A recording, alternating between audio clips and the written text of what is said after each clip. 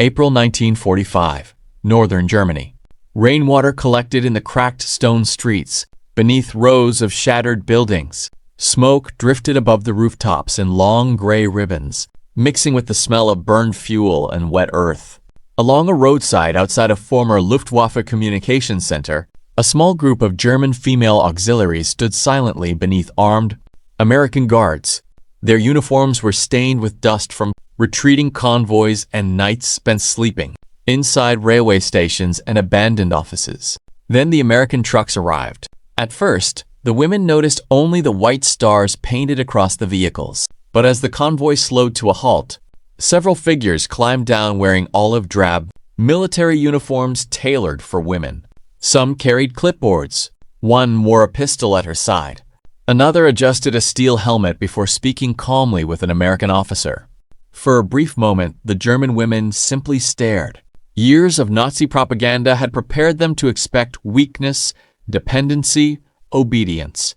Instead, standing in front of them were disciplined military, women moving confidently through the machinery of war. And in the silence that followed, some of the German officers began to cry. The collapse of the Third Reich was no longer only military. It had become deeply personal. When the National Socialists rose to power in Germany during the 1930s, they promised not only military revival, but social order. Every citizen was assigned a role within the vision of the Reich. For men, that role centered on combat, labor, and sacrifice for the state. For women, the regime imagined something far narrower. The phrase repeated throughout Nazi political culture was simple: Kinder, Küche, Kirche, children, kitchen, church. Across Germany, propaganda posters showed smiling mothers surrounded by blonde children beneath swastika flags. Radio broadcasts praised motherhood as patriotic duty. Medals were awarded to women who gave birth to large families.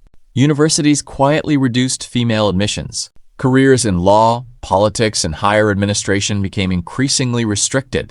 Adolf Hitler himself often described women as the emotional foundation of the nation, rather than participants in leadership or warfare. Yet beneath the propaganda, reality slowly began to crack. By the outbreak of World War II in September 1939, Germany had launched a conflict far larger than its manpower could sustain. Early victories concealed the strain. Poland fell quickly. France collapsed in weeks. But as the war expanded into the Balkans, North Africa, the Atlantic, and finally the Soviet Union, the German military machine began consuming men at catastrophic speed. The invasion of the Soviet Union in June 1941 transformed the conflict entirely. The Eastern Front became a war of annihilation fought across thousands of kilometers. Casualties mounted with terrifying speed. Entire divisions disappeared during winters of starvation and encirclement. By the time German forces were shattered at Stalingrad in early 1943, millions of soldiers were already dead, wounded, or missing. Germany needed replacements everywhere. Reluctantly, the Nazi state began drawing women deeper into military infrastructure, not as frontline soldiers in the official sense, but as auxiliaries essential to keeping the war alive. Thousands joined communications units, anti-aircraft batteries, radar stations, clerical offices, and transport networks. Young women became Blitzmädchen, lightning girls, operating telephones, radios, and encrypted message systems for the Wehrmacht. Others served beside Luftwaffe anti-aircraft crews, tracking incoming bombers over burning German cities. By 1944, female personnel had become impossible to ignore inside the collapsing Reich. They wore uniforms. They followed military discipline. Some held administrative authority over logistics and communication centers. Yet, officially, Nazi ideology still refused to fully acknowledge them as equal participants in war. The contradiction was becoming visible everywhere. Germany claimed women belonged safely behind the nation's walls, but now the walls themselves were collapsing beneath Allied bombs. And the next phase of the war would force those contradictions into direct contact with an entirely different world. While Germany struggled to preserve its traditional view of gender, the United States entered the war under very different pressures. After the attack on Pearl Harbor in December 1941, American mobilization expanded with enormous speed. Factories ran day and night. Shipyards covered entire coastlines in sparks and smoke. Millions of men entered military service, and almost immediately, the United States faced the same logistical question, confronting every industrial power at war. Who would replace them behind the lines? Unlike Nazi Germany, the American answer evolved quickly and publicly. In May 1942, the Women's Army Auxiliary Corps was created, later becoming the Women's Army Corps, or WAC. Soon afterward came the waves in the Navy, female Marine reservists, Coast Guard spars, and women serving through the Army Nurse Corps. Across the country, recruitment posters appeared beside train stations and factory gates. Women were encouraged not only to support the war effort from home, but to wear the uniform of the United States itself. For many Americans, the image was still unfamiliar, but it became increasingly normal as the war expanded. By 1944, tens of thousands of American women were serving in military administration, transportation, intelligence, weather observation, communications, and medical evacuation. Female pilots in the WASP program ferried aircraft between airfields inside the United States. Army nurses worked near active combat zones in North Africa, Italy, France, and the Pacific. Women drove trucks through blacked-out roads, decoded signals, organized supply depots, and managed the immense paperwork required to sustain a global war. Most were not assigned direct combat roles, yet they existed visibly in military life in a way that deeply contrasted with German expectations. American uniforms reflected this difference. Tailored jackets, rank insignia, military caps, sidearms for some personnel, these women represented state authority openly. They spoke with officers as colleagues. They operated inside systems built around mass organization and industrial confidence. In photographs from liberated France and Belgium, American servicewomen appeared standing beside tanks, aircraft, and field hospitals with an ease that surprised many Europeans who had grown up in far more rigid social structures. German propaganda had spent years portraying Allied societies as weak, chaotic, and morally unstable. Women in uniform were often mocked in newspapers and political speeches as evidence of cultural decline. Yet by the final year of the war, those same women were arriving in Germany as members of the victorious military power advancing from the West. And for exhausted German auxiliaries who had spent years serving a collapsing Reich built on strict ideological hierarchy, the sight carried a psychological force far beyond simple curiosity. By the spring of 1945, the war was no longer only a struggle between armies. It had become a collision between two entirely different visions of modern society. By early 1945, Germany no longer resembled the triumphant empire shown in wartime newsreels. Rail stations overflowed with refugees carrying blankets and broken suitcases. Telephone lines failed under constant bombing. Entire administrative offices relocated from one ruined town to another in desperate attempts to stay operational for a few more days. Inside this collapse were thousands of German women attached to military service. Many had entered auxiliary duty, believing they were supporting a powerful nation destined to dominate Europe for generations. Some came from patriotic families loyal to the regime. Others joined for work, food, or social pressure during wartime mobilization. They learned radio procedure, aircraft recognition, map coordination, encryption systems, and anti-aircraft support operations. For years, their work had been presented as orderly and necessary. But during the final months of the war, order vanished. As Soviet forces pushed from the east and Anglo-American armies advanced from the west, female auxiliaries often found themselves trapped between collapsing fronts. Convoys retreated through frozen roads littered with abandoned equipment. Military offices burned documents before evacuation. Young women slept inside schools, churches, and underground shelters while artillery echoed in the distance through the night. Fear spread quickly, especially regarding the Soviet advance.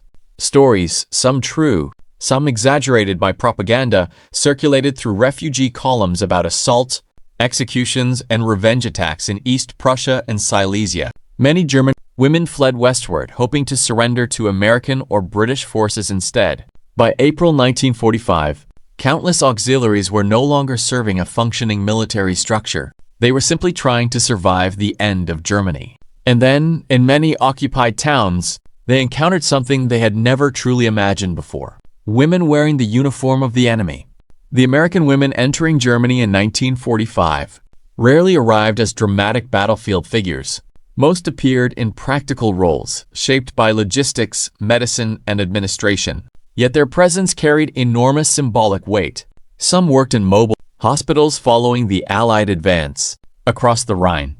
Others handled personnel records, prisoner processing, transportation scheduling, or communications traffic flowing between rapidly moving army units. Drivers navigated long convoys through ruined European roads. Army nurses stepped from transport aircraft into overcrowded medical tents filled with wounded soldiers from both sides of the war. Unlike the exhausted German auxiliaries retreating through collapse, many American servicewomen arrived within a military system still expanding confidently forward. Their uniforms were clean. Their supply lines functioned. Their officers expected victory. To German observers, even small details appeared startling. American women smoked cigarettes openly beside male personnel. They carried official documents. Some wore sidearms or helmets near active military zones. They moved through command posts and checkpoints without hesitation. In liberated cities, civilians often watched them, directing traffic or unloading equipment from military trucks, as if such scenes belonged naturally to the modern world. For German women raised under years of ideological instruction about male authority and female domestic duty, the contrast could feel disorienting. The war had already destroyed cities, governments, and armies. Now it was dismantling assumptions that had once seemed permanent. The emotional impact of these encounters did not come from a single dramatic incident. It emerged quietly through accumulated moments of realization. German propaganda had long described the United States as culturally weak despite its industrial strength. Nazi rhetoric portrayed American society as materialistic, fragmented, and lacking discipline. Women in military uniform were often depicted as unnatural, symbols of national decline. But reality looked different standing beside an American convoy in 1945. Memoirs and post-war interviews from German civilians and auxiliaries occasionally described feelings of disbelief when encountering Allied servicewomen directly. Some remembered surprise at their professionalisms. Others recalled embarrassment or confusion.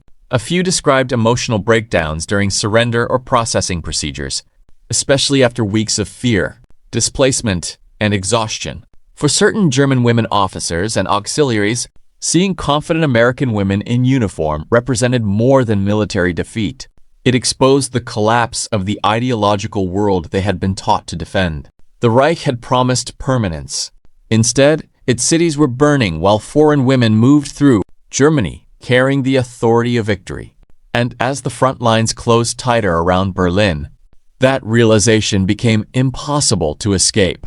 The Third Reich depended heavily on images of certainty, mass rallies in Nuremberg, marching columns beneath banners, speeches promising a 1,000-year empire. Everything inside Nazi political culture was designed to appear permanent and unquestionable. Men were cast as warriors and protectors. Women were portrayed as guardians of bloodlines, family honor, and domestic stability. The system demanded clear separation between those roles because the regime believed hierarchy itself created national strength. But modern industrial war did not respect ideological purity. As casualties multiplied after 1943, Germany increasingly relied on women to sustain basic military operations. Female auxiliaries monitored radar screens during Allied bombing raids. Others transmitted targeting information to anti-aircraft batteries while entire cities shook beneath explosions. In Berlin, Hamburg, and Cologne, women emerged from shelters to continue military paperwork among shattered windows and collapsed buildings. The contradiction grew impossible to hide. Women were now performing essential wartime duties traditionally associated with military authority, yet the regime still refused to fully recognize them as equal participants. Nazi leadership feared that openly expanding women's military roles would undermine its own ideological foundations. Even during the desperate final defense of Germany, Adolf Hitler remained resistant to fully mobilizing women into combat. Structures similar to the Soviet Union, or Britain. By 1945, reality had overtaken doctrine. German women found themselves defending communications hubs, evacuating wounded personnel, destroying classified files, and retreating alongside soldiers through collapsing front lines. The state that once claimed women belonged safely behind the battlefield had dragged the battlefield directly into their lives. And then came the final humiliation. The victorious enemy seemed far less restricted by the very beliefs Germany had considered signs of strength. The military success of the United States in World War II depended not only on weapons and manpower, but on scale. American factories produced aircraft, tanks, trucks, radios, fuel, uniforms, and ammunition in quantities Germany struggled to match. Entire ports functioned like moving machines. Convoys crossed oceans continuously. Supply depots stretched for kilometers behind advancing armies. American servicewomen became part of that larger image of overwhelming organization. To civilians across Europe, they symbolized a society capable of mobilizing nearly everyone for war while still projecting confidence and stability. Their visibility inside military systems reflected the industrial flexibility of the United States itself. Women worked beside vast logistical operations that fed armies, advancing across continents. In occupied Germany, these details carried enormous psychological impact. American women appeared healthy, equipped, and disciplined despite years of global conflict. They distributed food, processed prisoners, managed medical stations, and organized refugee records with procedural efficiency. Even their uniforms communicated something unfamiliar: authority without visible ideological rigidity. For many Germans, especially younger women who had spent years inside tightly controlled political structures, the contrast was difficult to ignore. The United States was not presenting female military service as national desperation. It presented it as normal. That distinction mattered deeply during the final collapse of the Reich, because while German institutions were disintegrating under pressure, the Allied system advancing into Germany appeared confident enough to place women visibly inside the machinery of victory itself. Not every emotional collapse during war happens under gunfire. Some occur quietly, in exhausted silence after the fighting has already moved on. In the final weeks of World War II, German female auxiliaries and officers often faced an unbearable combination of emotions at once: fear, relief, shame, grief, hunger, uncertainty. Many had lost brothers, fathers, fiancés, or entire homes during the conflict. Others no longer knew whether their families were alive beneath the ruins of bombed cities. The ideology surrounding them for years had shattered almost overnight. Then they encountered American women in uniform. For some, the sight triggered humiliation. The enemy had not only defeated Germany militarily, it appeared socially stronger, more adaptable, and more modern than Nazi propaganda had ever admitted. Others experienced something more complicated: a quiet recognition that the world they had been promised no longer existed. Tears came for different reasons. Some cried from exhaustion after months of retreat and bombardment. Some from relief at surrendering to Western Allied forces instead of Soviet troops. Some because the encounter exposed how completely the war had overturned old certainties about gender, authority, and national identity. In photographs taken across occupied Germany during 1945, faces often appear expressionless. But behind those still images existed deeply personal moments of realization that rarely entered official military records. And as Allied armies closed around Berlin itself, those private realizations would unfold beside the final destruction of the Third Reich. March 1945. Across Western Germany, the sound of artillery had become constant. American forces crossed the Rhine River at multiple points.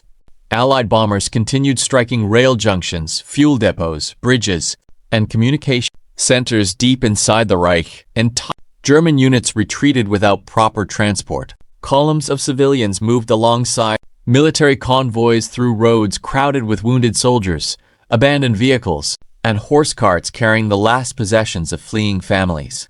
The war no longer resembled organized resistance. It resembled exhaustion.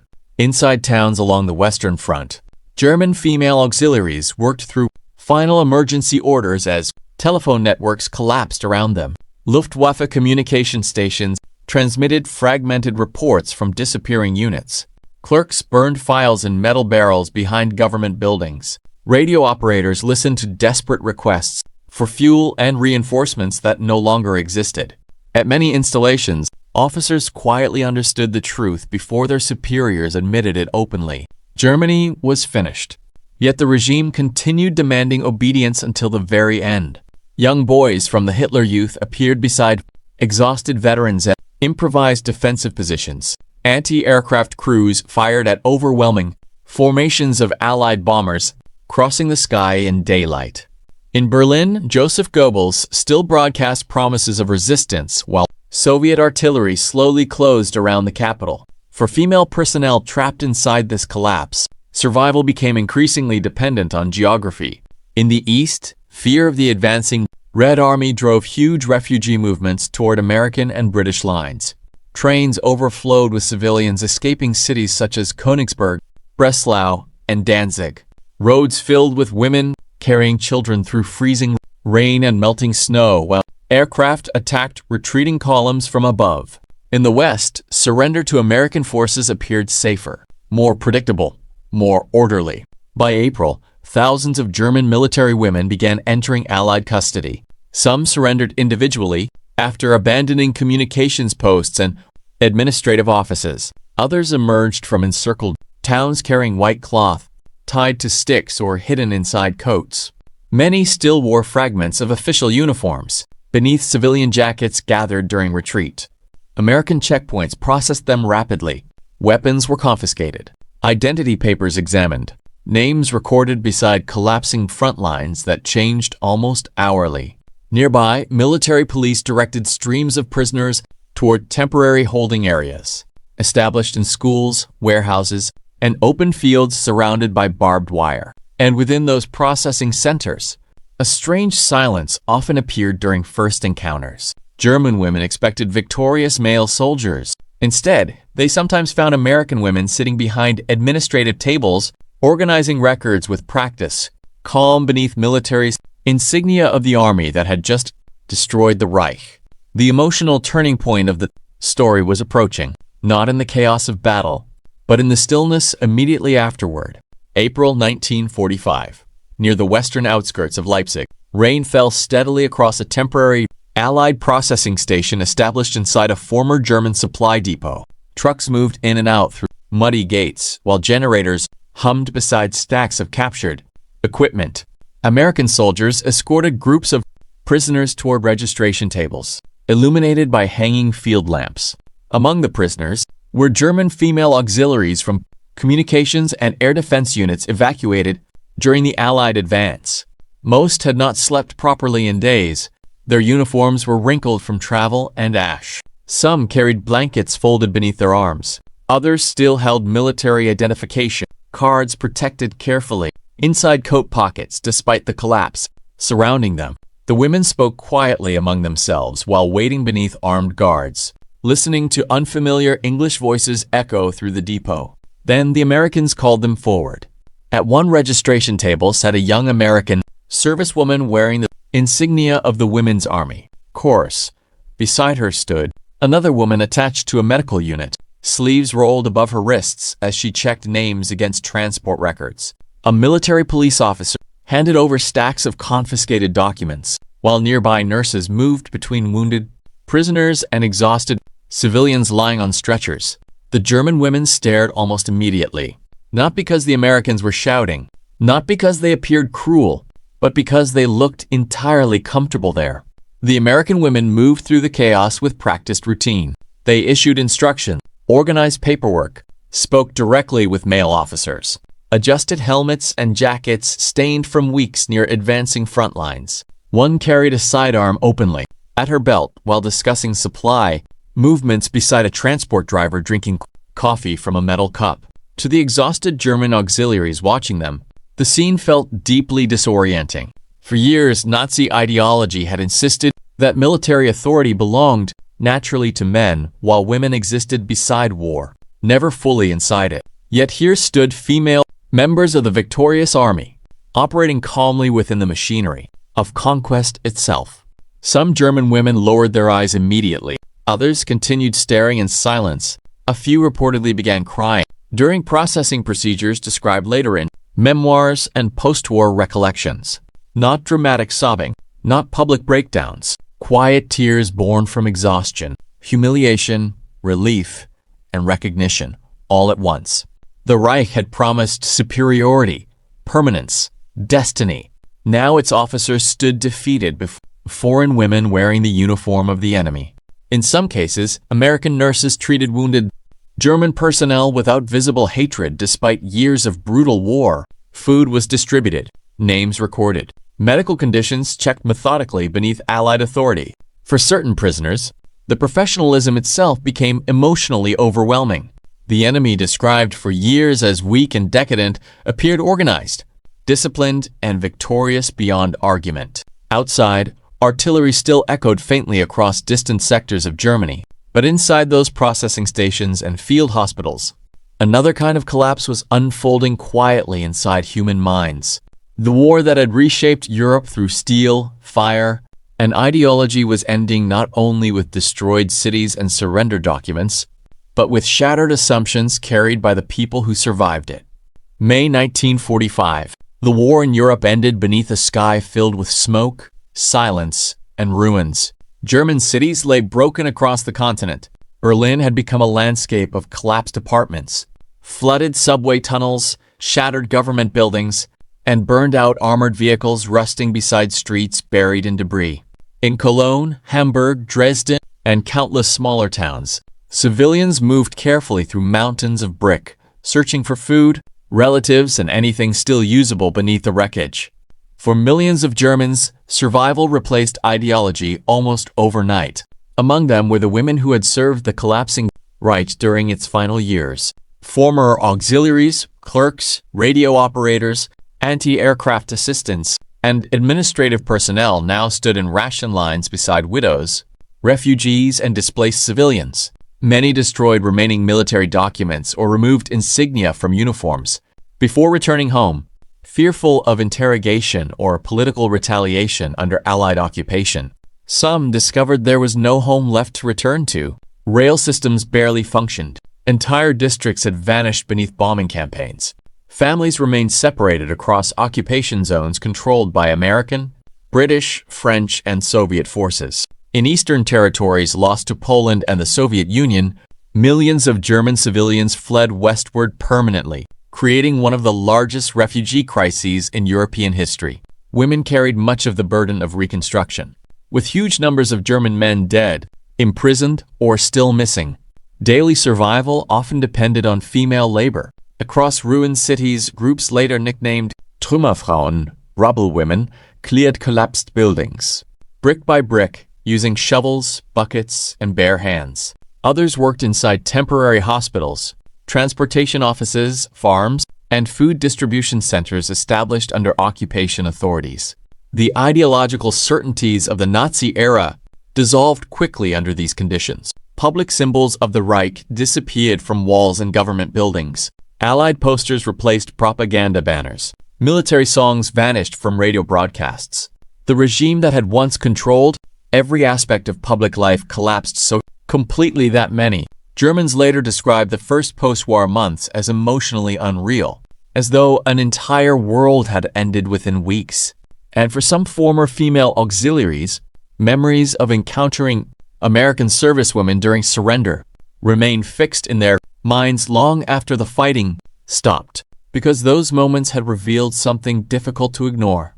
The future emerging from the ruins of Germany would not resemble the past they had been taught to defend. In the years after World War II, Germany changed under pressures far greater than military defeat alone. The country itself split into two separate states shaped by opposing political systems.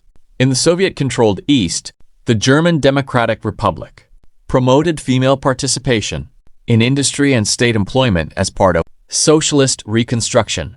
In the Western zones, later becoming the Federal Republic of Germany, traditional family structures initially returned more slowly, influenced by conservative social values and the trauma of war. But neither side could fully return to the world that existed before 1939. The war had altered expectations permanently. During the conflict, millions of women across Europe and the United States had entered factories, transportation systems, hospitals, intelligence offices, and military administration on a scale never seen before. Even where governments attempted to restore older social norms after victory, the memory of wartime responsibility remained. Women who had managed communications networks, supply systems, medical units, and industrial production could no longer be viewed simply through the narrow ideological frameworks of the pre-war years. For Germany, this realization carried particular weight. The Nazi regime had tied its vision of national strength to rigid social hierarchy, yet the collapse of the Third Reich exposed how fragile that system became under the demands of total war. By refusing to adapt fully while other nations mobilized broader sections of society more openly, Germany trapped itself inside contradictions that became painfully visible during defeat. Former auxiliaries and civilians rarely spoke publicly in great detail about the emotional moments surrounding surrender. Many remained silent for decades, shaped by shame, grief, political division, or the simple instinct to survive and move forward. Yet scattered memoirs and oral histories occasionally revealed small fragments of those encounters with Allied women. What lingered was not always fear. Often, it was recognition. Recognition that the enemy looked different from the propaganda. Recognition that modern warfare had changed social structures permanently. Recognition that authority, discipline, and national power no longer belonged exclusively to the old masculine image celebrated by the Reich. For some German women, seeing American servicewomen in 1945 represented the first visible sign that another kind of future already existed beyond the ruins surrounding them. Not a perfect future, not an equal one overnight, but a world moving in a direction the Third Reich had failed to understand before it destroyed itself trying to stop it. Wars are often remembered through maps, explosions, and surrender ceremonies. But history also changes in quieter moments. A glance across a registration table, a uniform never expected, a realization arriving silently after years of certainty. In the spring of 1945, Germany lost far more than territory. The Third Reich collapsed as an idea, a system that promised permanence through control, hierarchy, and rigid definitions of human roles. Its armies were defeated by overwhelming industrial power, military coordination, and strategic force. But for many who witnessed the final days firsthand, the emotional shock came from something unexpectedly simple. The future standing in front of them did not look the way they had been taught it would. American women in military uniform became part of that realization, not because they alone changed the outcome of the war, but because their presence symbolized a world already moving beyond the narrow ideology the Reich had tried to preserve through violence. Years later, the ruins of 1945 would disappear beneath rebuilt streets, modern cities, and new generations. Yet the memory of those encounters remained, buried inside personal histories seldom recorded in official reports. Because sometimes the end of a war is understood not when the guns fall silent, but when people finally see that the world they believed in no longer exists.